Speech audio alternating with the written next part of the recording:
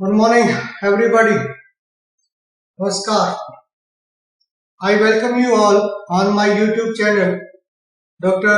Sitendra Malik.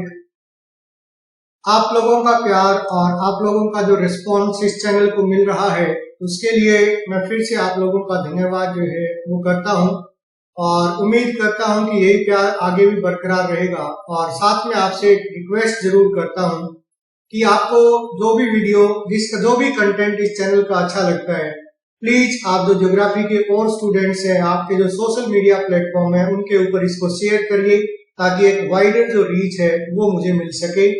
Thank you.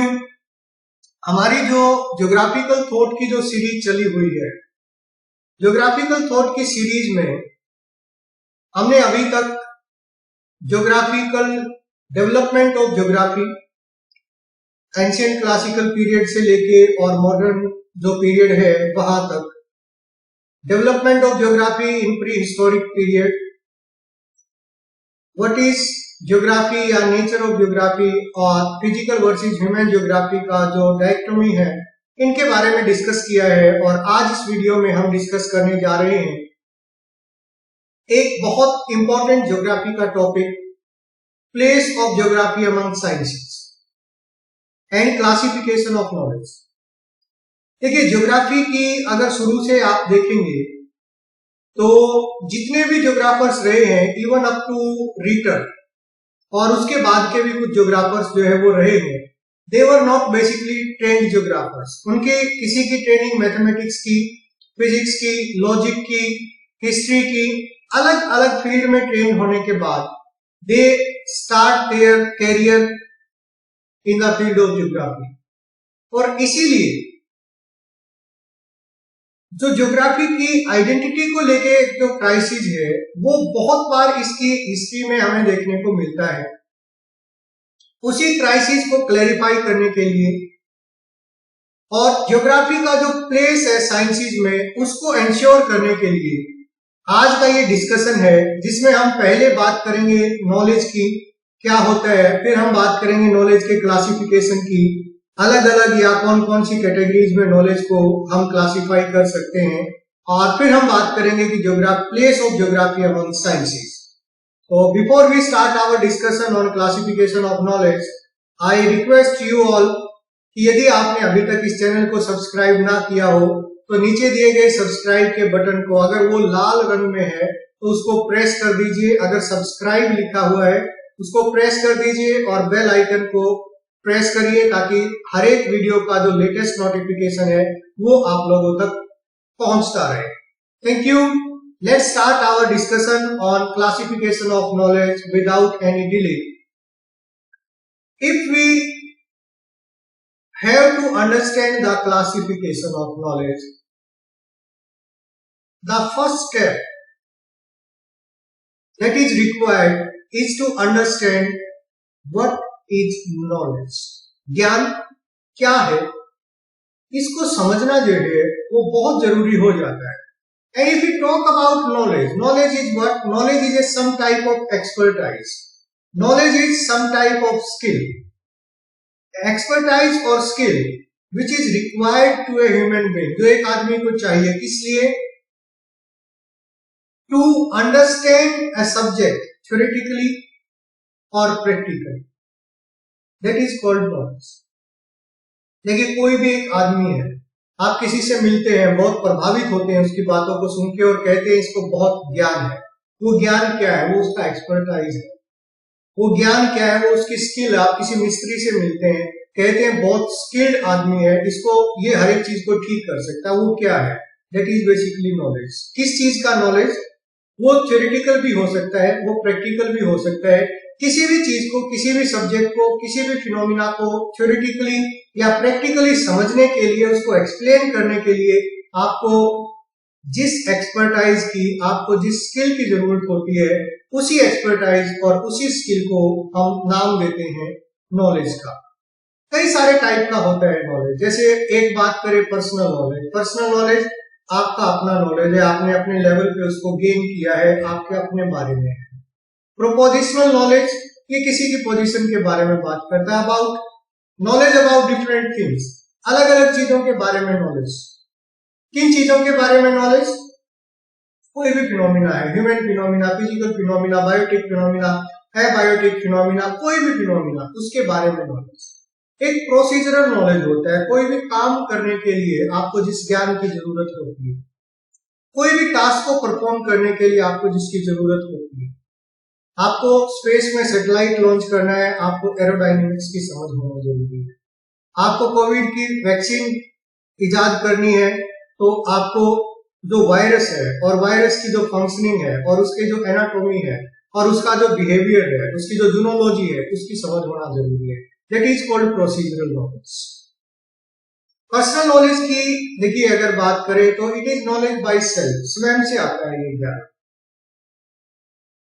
कई आदमियों को हम कहते हैं कि ये गॉड गिफ्टेड है, उनको कोई नॉलेज, किसी भी प्रकार का ज्ञान जो है वो बहुत अच्छी समझ होती है कुछ चीजों की, वो पढ़े लिखे भी नहीं,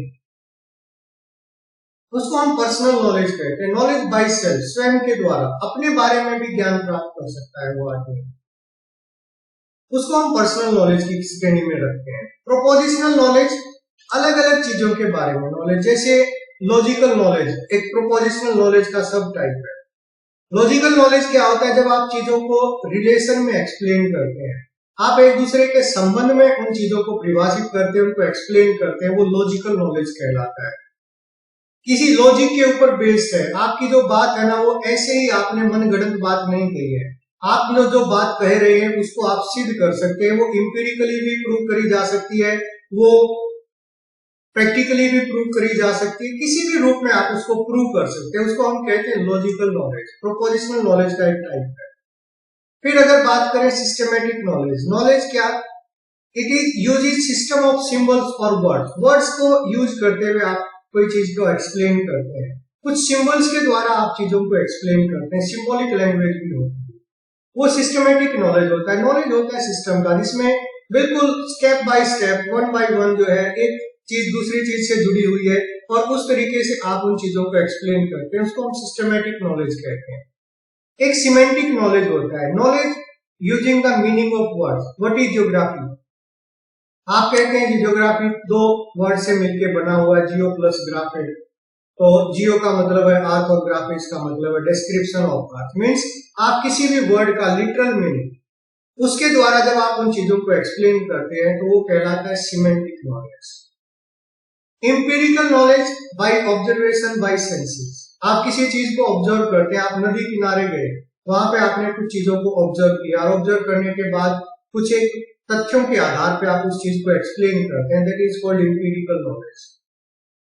स्टैटिस्टिकल डेटा से सपोर्टेड होता है इस तरीके का नॉलेज, जब आप कहते हैं आप किसी वैल्यू के द्वारा उस चीज को, किसी एक यूनिट के द्वारा, किसी एक डिजिट के द्वारा उसको आप एक्सप्लेन करते हैं, that is called empirical knowledge. Then comes the procedural knowledge. Procedural knowledge, knowledge to how to do a task, किसी भी काम को करने का एक तरीका। ये imperative knowledge होता है, required to perform a task। कैसे?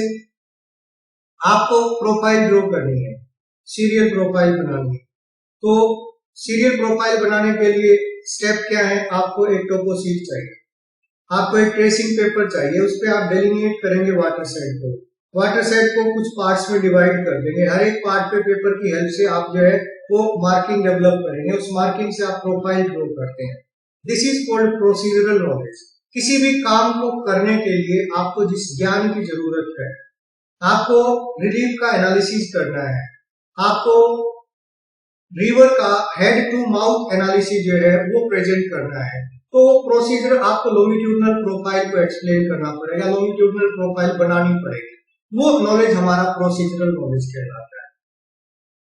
Then if you talk about the classification of knowledge, classification क्या है नॉलेज का? एक प्रोसीजर है, एक ऐसा प्रोसीजर जिसमें जो नॉलेज है ना, जो सभी चीजों के बारे में जो ज्ञान है जो इकट्ठा हुआ है, उसको हम एक ऑर्डर में अरेंज करते हैं। जो पूरे रियल वर्ल्ड से रिलेटेड जो बहुत सारे इंफॉर्मेशन आई, जैसे आप प्राचीन काल से बात करें तो लोगों ने जिस भी क्षेत्र में गए वहां की वनस्पति के बारे में बताया, वहां के लोगों के बोली के बारे में बताया, वहां की धर्म के बारे में बताया, उनके रहन सहन के बारे में बताया, उनके एग्रीकल्चर के बारे में बताया, वहां की क्लाइमेट के बारे में बताया, वहां के लैंडफॉर्म्स के बारे में बताया, सभी चीजों के बारे में बताया। तो ये जो बहुत बड़ा एक फ्लो है ना, बहुत वास्ट फ्लो है इंफॉर्मेशन का रियल वर्ल्ड का, उसको एक ऑर्डर में अरेंज करना, वो कहलाता है क्लासिफिकेशन ऑफ नॉलेज। और रियलिटी जो है ना, वो 3 डायमेंशनल है। एक्चुअल में नॉलेज का जो क्लासिफिकेशन है, इसको 2 लोगों ने अटेम्प्ट किया है। एक अटेम्प्ट सबसे पहले किया था इमैनुअल कांट ने, और दूसरा अटेम्प्ट किया हैगनर ने। दोनों जर्मन ज्योग्राफर्स हैं। कांट का काफी ओवरवेलमिंग जो है वो क्लासिफिकेशन है, और बहुत लंबे समय तक वो जो क्लासिफिकेशन है नॉलेज का इमैनुअल कांट का, वो डोमिनेट करता है।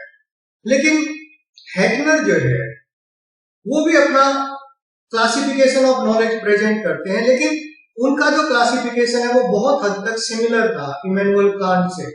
और बाद में हैगनर ये कंसीडर भी करते हैं कि उनको जो है कांट का जो वर्क है उसके बारे में बहुत ज्यादा जानकारी नहीं थी, और उनका जो वो एक्सेप्ट करते हैं कि हम दोनों क्लासिफिकेशन है वो लगभग एक ही टर्म के ऊपर है। अब रियलिटी के बारे में देखिए, अगर बात करें 3 डायमेंशनल है, 3 डायमेंशन में ये हैगनर का क्लासिफिकेशन है, मैटर, टाइम और स्पेस। ये कहते हैं कि रियलिटी 3 डायमेंशनल होती है। एक डायमेंशन उसका है टाइम, दूसरा डायमेंशन उसका है स्पेस, तीसरा डायमेंशन है मैटर। समय है, over a period of time चीजें डेवलप होती है। स्पेस एक जगह पे डेवलप होती है, और मैटर किसी एक चीज में डेवलप होती है। कोई एक मैटर चाहिए, कोई एक चीज चाहिए जिसके ऊपर वो ग्रो कर सकती है। सो knowledge can also be classified into 3 group of sciences. Material sciences जो मटेरियल से डील करती हैं, फिजिक्स, केमिस्ट्री, स्टडी करती हैं मैटर। टेम्पोरल साइंसेस समय से संबंधित अध्ययन करती हैं, हिस्ट्री, हिस्टोरिकल साइंसेस स्टडी करती है मैटर का in terms of time. Spatial sciences ये स्पेस के बारे में अध्ययन करती हैं, स्थानों के बारे में अध्ययन करती है। किसी भी एक स्थान का इसमें अध्ययन जो है वो होता है। और इसमें जो हैगनर ने रखा, उन्होंने जियोलॉजी को, एस्ट्रोनॉमी और ज्योग्राफी, 3 को इन्होंने स्पाशियल साइंसेज में रखा। टेम्पोरल साइंसेज में इन्होंने हिस्ट्री को रखा, और मटेरियल साइंस में जो है इन्होंने बाकी सारी साइंसेज को जो मैटर से रिलेटेड रिसर्च में इन्वॉल्व होती है। ये डायग्राम से उन्होंने समझाया कि मटेरियल साइंस है, एक डायमेंशन की बात करी थी हमने, एक डायमेंशन है मैटर, एक डायमेंशन है स्पेस, एक डायमेंशन है टाइम। और इसीलिए इन्होंने कहा कि जो रियलिटी है वो रियलिटी 3 डायमेंशनल होती है। और जो मैटर से डील करती है साइंसेस, उनको नाम दिया मटेरियल साइंस। जो समय के साथ अध्ययन करती है टेम्पोरल साइंस, और जो स्पेस के साथ अध्ययन करती है उसको स्पाशियल साइंसेस का नाम जो है उन्होंने दिया। और ये जो क्वेश्चन है ना, how to classify a knowledge, कि नॉलेज कितने प्रकार का हो सकता है, कैसे ये जो वास्ट फ्लो है इंफॉर्मेशन का, इसको हम क्लासिफाई कर सकते हैं। लगभग 18वीं शताब्दी के अंत तक जितने भी स्कॉलर्स थे, सभी स्कॉलर्स के मन मस्तिष्क में ये सवाल जो है वो लगातार स्ट्राइक कर रहा था कि इसको किस तरीके से अरेंज किया जा सकता है। और 1781 में इमैनुअल कांट अपनी 2-फोल्ड क्लासिफिकेशन स्कीम प्रेजेंट करते हैं। किताब एक उनके द्वारा लिखी गई क्रिटिक्स ऑफ प्योर रीजन 1781 में पब्लिश हुई। इस किताब में इमैनुअल कांट जो है वो 2 कैटेगरीज में नॉलेज को क्लासिफाई करते हैं। कांट बेसिकली प्रोफेसर थे लॉजिक और मेटाफिजिक्स के यूनिवर्सिटी ऑफ कोनिग्सबर्ग जर्मनी में। यहाँ पे वो प्रोफेसर थे, और उन्होंने ज्योग्राफी को एज ए साइंटिफिक एंटरप्राइज जो है वो फाउंडेशन प्रोवाइड करी। कांट बेसिकली मेटाफिजिक्स में काम कर रहे थे, और फिलोसफी पे भी इनका ज्यादा इंटरेस्ट था। तो इन्होंने पाया कि जो फिलोसफी है ना, फिलोसफी की जो फाउंडेशन है, वो फाउंडेशन एक्चुअल में जो ज्योग्राफिकल नॉलेज है ना, उसके बेस पे ज्यादा स्ट्रॉन्ग होती है। और इसी कारण से कांट जो है वो ज्योग्राफी की तरफ कांट का झुकाव आया। और ज्योग्राफी को कांट कहते हैं कि ज्योग्राफी जो है जिस लेवल पे और जिस तरीके से डेवलप होनी चाहिए थी वैसी डेवलपमेंट ज्योग्राफी में देखने को नहीं मिल रही है। तो उन्होंने फिजिकल ज्योग्राफी में उनकी एक लेक्चर सीरीज भी आती है, बहुत सारे लेक्चर वो देते हैं और इन लेक्चर्स के बेसिस पे और फिर बाद में वो जो है नॉलेज को जो 3 डायमेंशन में क्लासिफाई करते हैं, तो वो 2 डायमेंशन में वो एक कहते हैं एक logical classification based on nature of object, nature of phenomena, और एक फिजिकल क्लासिफिकेशन है। फिजिकल क्लासिफिकेशन में ये कहते हैं it is based on occurrence in time and based on occurrence in space.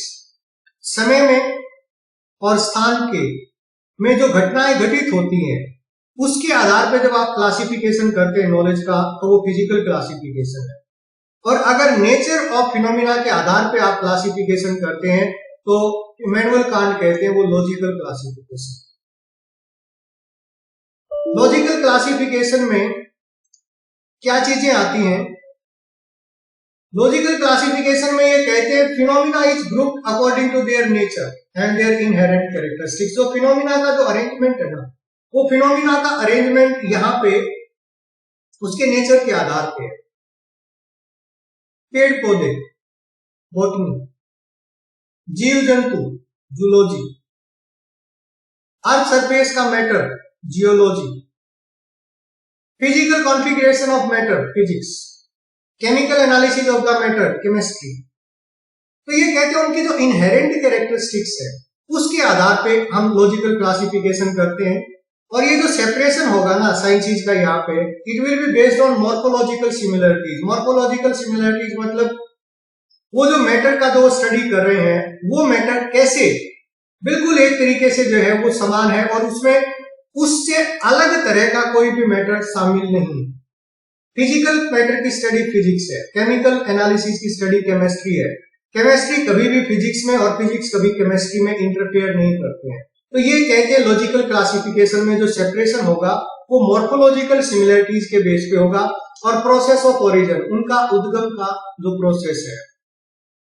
और बहुत सारी जो सिस्टमेटिक साइंसेज है उन सिस्टमेटिक साइंसेज में ये लॉजिकल जो क्लासिफिकेशन है ये नॉलेज को बहुत सारी सिस्टमेटिक साइंसेज में क्लासिफाई कर देता है। और हर एक जो सिस्टमेटिक साइंस है वो डिवोटेड है पर्टिकुलर जो काइंड है फिनोमिना का, पर्टिकुलर जो टाइप है फिनोमिना का, उस पर डिवोटेड है। और इंडिविजुअल आइटम अलग अलग क्लासेस में है। बहुत सारी फिजिकल और जो नेचुरल और जो सोशल साइंसेज हैं वो लॉजिकल क्लासिफिकेशन से फॉर्म होती है, जैसे फिजिक्स, फिजिकल मैटर की स्टडी, केमिकल एनालिसिस की स्टडी केमिस्ट्री, पेड़ पौधों की स्टडी बॉटनी, इकोनॉमी की स्टडी इकोनॉमिक्स, और सोशल कॉन्फिगरेशन की स्टडी सोशियोलॉजी, और पॉपुलेशन की स्टडी डेमोग्राफी। सभी का जो स्टडी जो ये करती हैं वो मैटर एक दूसरे से बिल्कुल अलग है। सोशियोलॉजी में भी आदमियों का अध्ययन है, डेमोग्राफी में भी आदमियों का अध्ययन है, लेकिन सोशियोलॉजी जो अध्ययन करती है वो सोसाइटल जो फॉर्मेशन है उसका करती है। डेमोग्राफी जो अध्ययन करती है वो आदमी और उनका जो वितरण है और उनके जो बाकी कैरेक्टरिस्टिक्स है उनका अध्ययन करती है। इकोनॉमिक्स भी सोशल साइंस है, लेकिन ये इकोनॉमिक जो एक्टिविटीज है उनका अध्ययन करती है। और बहुत सारी जो इंडिपेंडेंट ब्रांचेज हैं वो लॉजिकल क्लासिफिकेशन की बदौलत जो है वो बनती हैं और ये अपने आप को इतना नैरो डाउन कर लेती हैं कि इनका जो सब्जेक्ट मैटर है ना वो इतना यूनिक हो जाए कि दूसरा कोई भी डिसिप्लिन, दूसरा कोई भी सब्जेक्ट जो है ना उसके ऊपर काम ही ना कर रहा। देखो बायोलॉजी, माइक्रोबायोलॉजी, बायोलॉजी में भी जीव जंतुओं का अध्ययन है, माइक्रोबायोलॉजी में भी वही है, लेकिन उन्होंने माइक्रोबायोलॉजी वालों ने कहा कि जो माइक्रो ऑर्गेनिज्म है ना उसकी स्टडी हम करें। बायोलॉजी में सभी तरह की चीजों का अध्ययन किया जा सकता है। तो इस तरीके से लॉजिकल क्लासिफिकेशन में जो इंडिविजुअल फिनोमिना है उसकी जो इनहेरेंट कैरेक्टरिस्टिक्स है, उसकी जो मॉर्फोलॉजिकल सिमिलरिटीज है, उसके बेस पे उन्होंने अपने सब्जेक्ट मैटर को अलग कर दिया। दूसरा क्लासिफिकेशन इमैनुअल कांट देते हैं फिजिकल क्लासिफिकेशन। फिजिकल क्लासिफिकेशन में ये कहते हैं कि यहाँ पे जो फिनोमिना की जो ग्रुपिंग होगी ना वो 2 आधार पे होगी। पहला आधार होगा पोजीशन ऑफ देयर अकरेंस, कहां पर वो घटित हो रहे हैं। और दूसरा होगा टाइम ऑफ देयर अकरेंस, कब वो घटित हो रही है, यानी एक समय के संदर्भ में अध्ययन होगा और एक स्थान के संदर्भ में अध्ययन होगा। एक जो अध्ययन होगा उसका पूरा का पूरा जो रिलेशनशिप है वो समय से रहेगा, over a period of time कैसे डेवलपमेंट हुई चीजों की। दूसरा जो है उसका फोकस रहेगा स्पाशियल, स्पेस से रिलेटेड कि इस स्थान पे कैसे कैसे जो है वो चीजों का डेवलपमेंट ग्रोथ हुई है। और इसीलिए इन्होंने कहा कि हिस्टोरिकल और जो स्पाशियल साइंसेज है ना वो अपना साइंटिफिक बेस यहीं से लेंगी। अगर हम समय के आधार पे फिनोमिना को क्लासिफाई करेंगे तो ये हिस्टोरिकल साइंसेज कहलाएंगे, जिसमें हम समय को महत्व देंगे, टाइम के हिसाब से सारी चीजों का अध्ययन करेंगे। और दूसरा ये कहते हैं कि अगर फिनोमिना को in context of area classify करेंगे कि ये यहां पाया जाता है और यहीं पे क्यों पाया जाता है, ऐसा अगर अध्ययन आप करेंगे तो वो अध्ययन स्पाशियल साइंसेज के अंतर्गत जो है वो आएगा।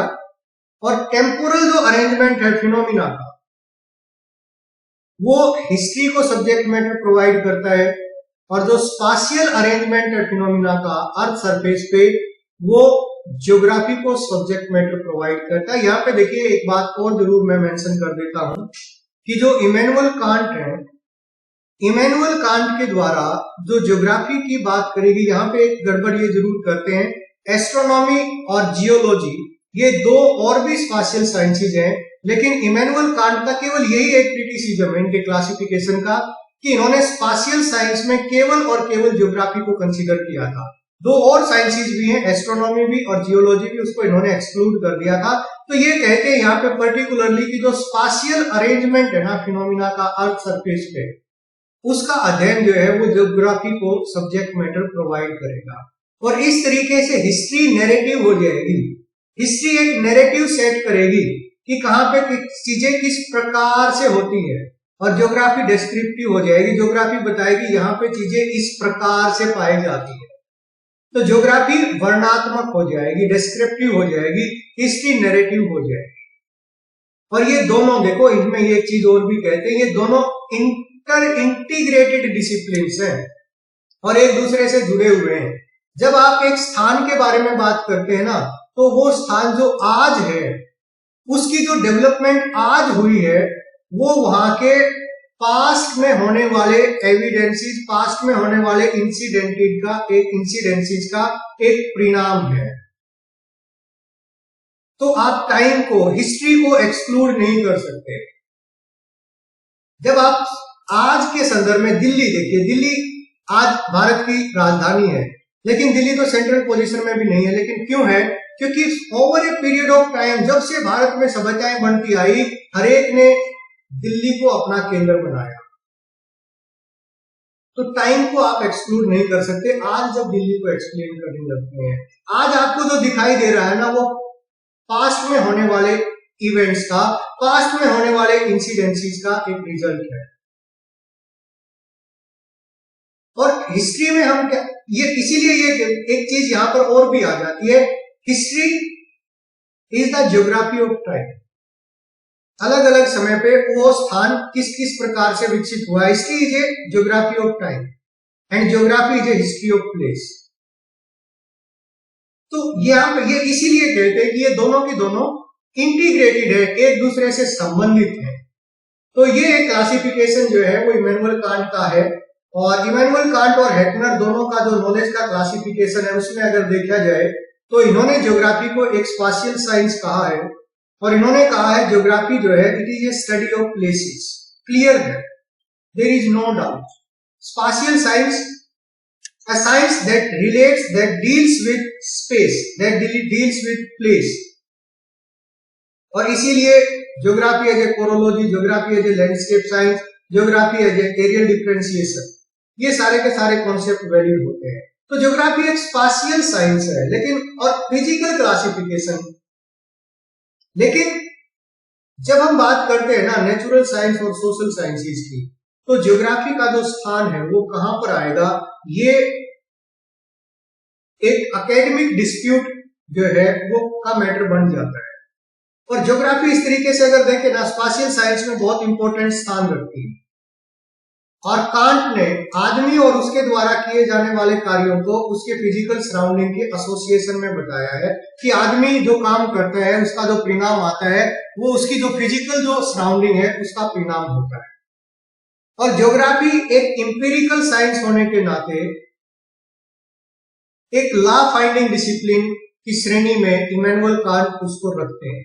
इमैनुअल कांट का कहना है कि ये स्पाशियल साइंस है, इंपिरिकल साइंस है, और जो नेचर का जो सिस्टम है ना उसको प्रेजेंट करने का काम, कांट भी फिजिकल ज्योग्राफी के फेवरेट रहे हैं, तो वो कहते हैं कि नेचर का जो सिस्टम है ना उसको प्रेजेंट करने का काम ज्योग्राफी करती है, और इसीलिए ज्योग्राफी जो है वो एक लॉ फाइंडिंग डिसिप्लिन है।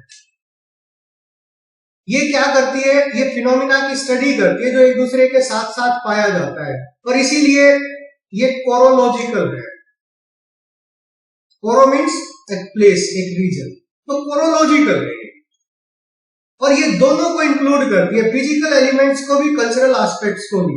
जब ये कोरोज की स्टडी करती है, रीजन्स की स्टडी करती है, प्लेस की स्टडी करती है, उसको एक्सप्लेन करती है, तो ये फिजिकल और कल्चरल जो एस्पेक्ट्स है ना दोनों को इंक्लूड करती है। और मैन एनवायरमेंट रिलेशनशिप पे बात करती है, आदमी भी और एनवायरमेंट भी, और उनका आपस में संबंध भी, और उनका एक दूसरे पे प्रभाव भी, इन सभी का अध्ययन जो है वो ज्योग्राफी करती है। और ज्योग्राफी असल में क्या करती है, ज्योग्राफी असल में आंसर देती है why it is like this here, यहां पर ही ऐसा क्यों पाया जाता है। मैदानी भागों में निवास करने वाले लोगों का मुख्य व्यवसाय कृषि है। नदी घाटियों में निवास करने वाले लोगों का मुख्य व्यवसाय कृषि है। जंगलों में रहने वाले लोगों का मुख्य व्यवसाय आखेट या फिर संग्रहण है। इन पर्टिकुलर प्लेसेस में ही ऐसा क्यों पाया जाता है। एक रीजन, एक प्लेस कैसे डेवलप होता है, this is what geography tries to answer. ये एनालाइज करती है, ये सिंथेसाइज करती है फिनोमिना को, जो रियलिटी है उस रियलिटी के कॉन्टेक्स्ट में उसको सिंथेसाइज करती है, एक्सप्लेन करती है। और जो बाकी साइंसेस जिस मैटर को इंडिपेंडेंटली स्टडी करती हैं, social science, physical science, human physical sciences, ये उस मैटर को इंटीग्रेट करने का काम करती है। ज्योग्राफी जो है ये फिजिकल और biological resources with their regional variation और स्पाशियल रिलेशन, जो भी फिजिकल एलिमेंट्स है, जो भी बायोलॉजिकल रिसोर्सेज है, उनमें रीजनल वेरिएशन क्या पाया जाता है, और उस रीजनल वेरिएशन का जो स्पाशियल रिलेशन है ह्यूमन एनवायरनमेंट के कॉन्टेक्स्ट में वो कैसे डेवलप होता है। क्यों उत्तर भारत गंगा के मैदान में रहने वाले लोग कृषि कार्य में संलग्न है। ये जो स्पाशियल रिलेशन है ना इसका, ये जो रीजनल वेरिएशन है, क्यों हिमालय में लोग इतना कृषि में इन्वॉल्व नहीं है, वहां टूरिज्म पे लोग ज्यादा फोकस करते हैं। दक्षिण के दक्कन का जो पठार है, छोटा नागपुर का पठार है, वहां पे लोग माइनिंग में और इंडस्ट्रीज में ज्यादा इन्वॉल्व है। यहाँ पे लोग कृषि में इन्वॉल्व है, पंजाब, हरियाणा, उत्तर प्रदेश, पश्चिमी उत्तर प्रदेश के एरिया में।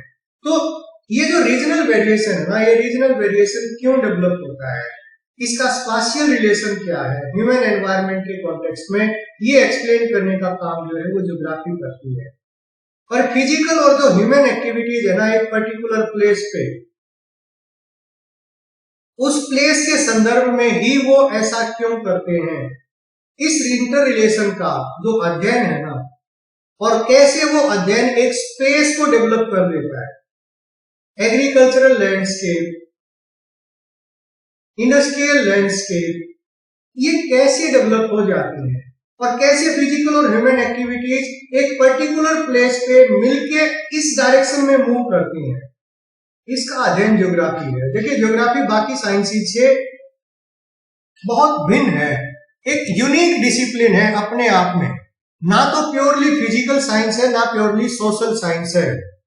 क्यों, जब एक स्थान के निर्माण की आप बात करते हैं ना, जब एक रीजन के डेवलपमेंट की आप बात करते हैं, तो वहां का जो फिजिकल एनवायरनमेंट है, वहां का जो कल्चरल एनवायरनमेंट है, उन दोनों का परिणाम वो एक स्थान होता है। एक होमोजीनियस जो प्लेस डेवलप होता है ना, एक जगह पे जो कल्चरल ट्रेट्स डेवलप होते हैं, एक जगह पे जो लोग प्रकृति के प्रभाव में जिन चीजों पे काम करते हैं, वो अब तक उसको हम एक्सप्लेन नहीं कर सकते जब तक हम फिजिकल और कल्चरल, नेचुरल और ह्यूमन दोनों एस्पेक्ट को मिला के उसके बारे में जब तक डेवलप बात नहीं करते, तब तक हम ये जस्टिफाई नहीं कर सकते कि ये स्थान दूसरे स्थान से भिन्न क्यों है और इसकी जो भिन्नता है उसकी खास बात क्या है। और इसीलिए ज्योग्राफी जो है ना, वो एक इंटीग्रेटेड डिसिप्लिन है, फिजिकल नहीं है प्योरली, ना प्योरली सोशल है, बल्कि जो फिजिकल और सोशल साइंसेस के बीच में जो गैप है ना, जो बढ़ता जा रहा है, एक सोशल की बात करता जा रहा है, एक फिजिकल की बात करता जा रहा है, उस गैप को पाटने का अगर कोई साइंस काम करती है, उस गैप को कम करने का अगर कोई साइंस काम करती है, तो वो साइंस ज्योग्राफी है। ये प्लेसेस की स्टडी में इन्वॉल्व है, नेचुरल और सोशल फिनोमिना दोनों को कंबाइन करते हुए।